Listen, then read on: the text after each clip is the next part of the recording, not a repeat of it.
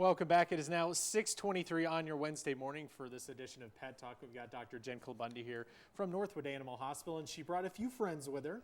Now, the weather has been pretty extreme for the past couple days. We've had lots of snow, and there's even talking about ice, and I know a lot of people use either sand or cat litter, maybe even de-icer, just to make it safe around walkways and whatnot. Now, but it can actually be very harmful for little guys like this. Right, if you use salt on your walkways, on your sidewalk, on your driveway, that can be harmful to pets. And mostly dogs are affected because we're taking them outside to go for walks.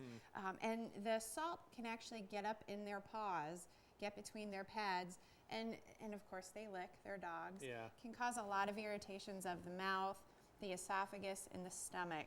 Yeah, These because can be we can look right here and you can kind of see that their paws are just, it's really soft. So if that salt like gets caught between like maybe a toe or like right in here, could it get infected maybe? Well, they can. And so dogs, especially longer haired dogs, it can get caught up in the hair and you don't even know that it's there. The dogs will be irritated, even burned by it, start chewing at it. They can cause ulcers themselves and the salt will make it worse.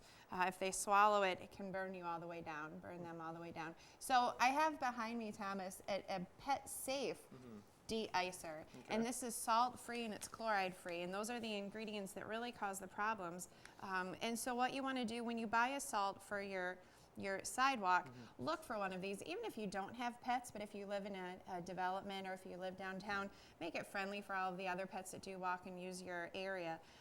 But this is, like I said, very, very safe for pets. It'll say pet friendly or it'll say veterinarian recommended. I gotcha. And so what, I mean, the rules kind of apply for cats too, right? Because I know there's like outdoor cats. There are outdoor cats, and the same thing can apply to them, especially because they are excellent groomers. So if they get anything that's irritating on their body, they're going to go ahead and lick it off, and then you have the ulcers and the burning of the mouth and the esophagus. So now I know everyone's probably, I don't think like everybody uses this kind of de-icer, but I guess what I'm trying to say is what should people do when they bring their dogs in? Should they just wipe their paws? Or? Exactly, that's a great point. What you want to do anytime you go for a walk in the winter is first keep your dog's feet well groomed. So if they're a furry breed, if they're a golden retriever or something like that, keep them clipped. Keep that fur away from their paws. And then as soon as they come in, either take a baby wipe or a wet washcloth, wipe between those pads, and you're going to keep them a lot healthier through the winter months. Gotcha. And where can